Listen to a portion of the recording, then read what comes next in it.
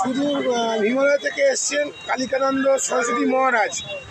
উনি আজকে পশ্চিমবঙ্গের যা অবস্থা তার পরিপ্রেক্ষিতে ভিত্তি করে উনি 18 দিন অনশনে থেকে এখানে আজকে পশ্চিমবঙ্গের নারী সুরক্ষার ব্যাপারে উনি কিছু আজকে যে কী চলছে বাবা দেশের এই যে পশ্চিমবঙ্গের হাল এত বাজে অবস্থা, কি বলবেন? পশ্চিমবঙ্গে আমার জন্ম, কলকাতাতেই জন্ম নিয়েছিলাম, জীবন আমাকে সন্ন্যাসী করেছে, তো সে অর্থে আমি আপাতত হিমালয় থাকি। রবীন্দ্রনাথ ধাম, পঞ্চকেদারে জোরে বিগত 18 দিন ধরে যে আমাদের অনশন, তার মুখ্য উদ্দেশ্য কেবলমাত্র আর্জি করা নারীদের অত্যাচার। আমরা পশ্চিমবঙ্গে খাস করে বাংলাদেশে যে হিন্দু সনাতনের অবক্ষয় দেখেছি এবং স্ত্রীদের উপরে যে ধরনের ধর্ষণ, অত্যাচার তথা নিপীড়নের এক অভিনব নিদর্শন দেখেছি, সেই বিবেকের প্রতারণাকে আমার এগিয়ে আসে। উদ্দেশ্য এ নয় যে আমি আর্জি করেন এই একটিমাত্র ঘটনার উদ্দেশ্যে আমি প্রতিবাদী হয়েছি। বিগত পশ্চিমবঙ্গের পরবর্তী পার্শ্ববর্তী রাষ্ট্র বাংলাদেশ, তার যে হিন্দুদের উপরে ধর্ষণ, তার পশ্চাতে মাননীয় মুখ্যমন্ত্রীর বিরুদ্ধে আহ্বান বাংলাদেশের ঘটনাটা পশ্চিমবঙ্গে আসতে পারে এবং তৎপর হেফাজতে ইসলামের যে কট্টরপন্থী নেতা জসিমউদ্দিন শেখ, তিনি যে দাবি রাখলেন যে বাংলাদেশের যাতে পশ্চিমবঙ্গে জুড়ে যাক, বাকি আমরা দেখে নেব।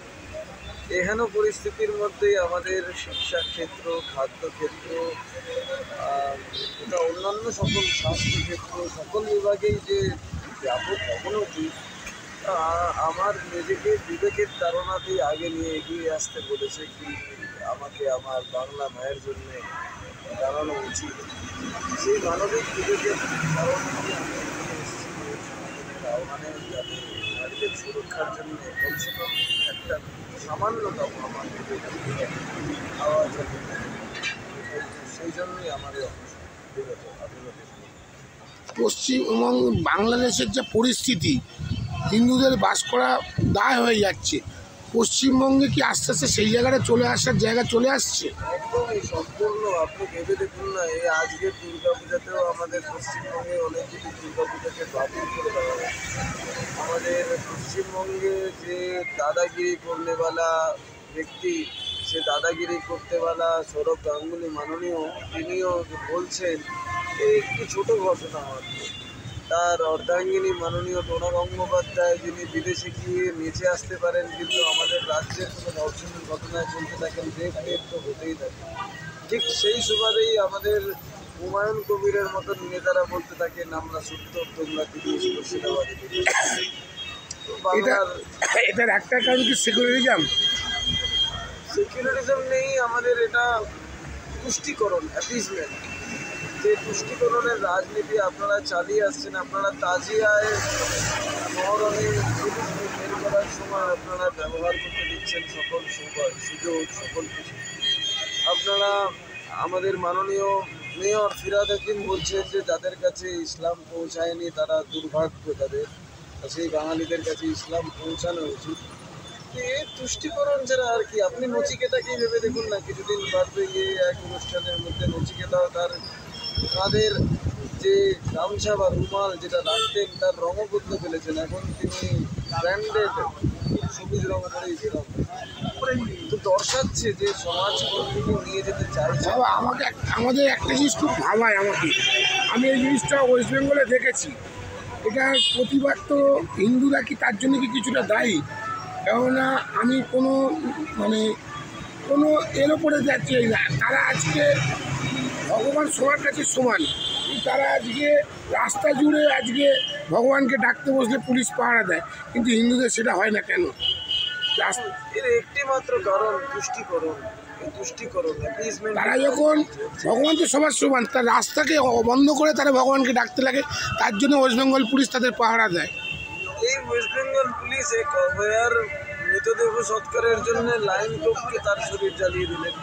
এই অভয়ার আগেও কামদুনি ঘটলো, সেখানেও পশ্চিমবঙ্গ পুলিশ এই তুষ্টিকরণ তো দেখাই যাচ্ছে এখানে। মানে তিনি নিজেই মানসিক স্থিরতার মধ্যে নেই, তার আমরা দেখতে পাচ্ছি। তিনি খুবই বলছেন আমার বক্তব্য এটা, হিন্দুদের কি তো এরকম ধরনের কোনো ঘটনা দেখি না, ওরাও মানুষ, ভগবানকে ডাকে, আমরাও ডাকি, তার জন্য রাস্তা বন্ধ করে দিয়ে নামাজ পড়তে হবে, তার কারণটা কী আছে?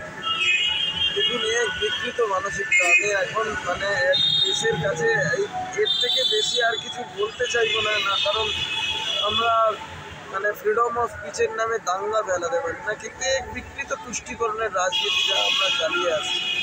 সে 1904 থেকে লর্ড কার্জন ব্যক্তি আমাদের মধ্যে টেনে দিয়ে গেছিলেন, তা আমরা এখনও পর্যন্ত তুষ্টিকরণের রাজনীতি নিয়ে এগিয়ে চলছি, এবং তারই জন্যে এই ধরনের চিজ আমরা দেখতে পাচ্ছি আমাদের পশ্চিমবঙ্গে তথা পুরো বাংলাদেশে দেখতে পাচ্ছি যে আজ দুর্গা পুজো করতে পারবো না। আমাদের হুকুম জারি হয়েছে যে আজানের সময় দুর্গা পুজো বন্ধ থাকবে।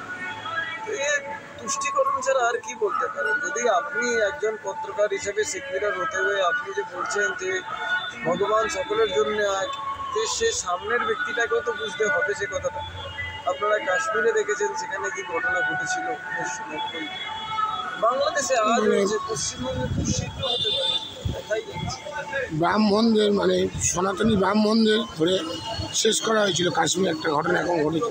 কাশ্মীরি পণ্ডিতদের উপরে যে পণ্ডিত অত্যাচার এসেছে 1990 থেকে 1994 অব্দি যা ঘটেছিল তার ইতিহাস বেরিয়েছে। তো সেই ঘটনাই এখন বাংলাদেশে ঘটছে, এবং এর একমাত্র কারণ আপনারা জেনে রাখুন তুষ্টিকরণ। আপনি তাদের তুষ্টিকরণ করতে গেছেন, পরিণাম এই। দ্বিতীয়ত কিছুদিন আগে আমাদের মুমতাজ বেগমের মতন একদম মানে কী বলবো, মানে মাথায় বুরখা আবায়া সব পরে ধারণ করে তিনিও, এটার জন্য একমাত্র কারণ কি ভোট ব্যাংক নাকি? একদম ভোট ব্যাংক। কোনো রাজনৈতিক মানদণ্ডশীল তারা কোনো কিছু নেই না। দেখুন, প্রত্যেকটা রাজনেতার একটা বিশেষতা হয়, তিনি যেখান থেকে ছাড়েন সামনের ব্যক্তিটিকে সেখান থেকেই শুরু করতে হয়।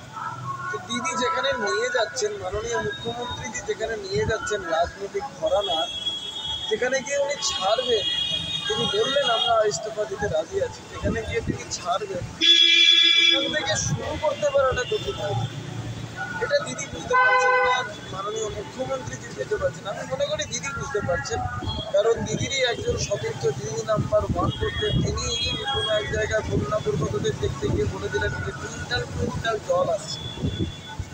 তো যার সাংসদ বিধায়ক থেকে কুইন্টাল কুইন্টাল জলের এত সম্ভাষণ আসতে পারে, জল হয় এমন কথা আপনারাই বলেছেন। বলেছে রচনা ব্যানার্জি, আমি নাম নিয়ে বলছি মাননীয়তা, তিনি বলছেন যে কুইন্টাল কুইন্টাল জল আসছে।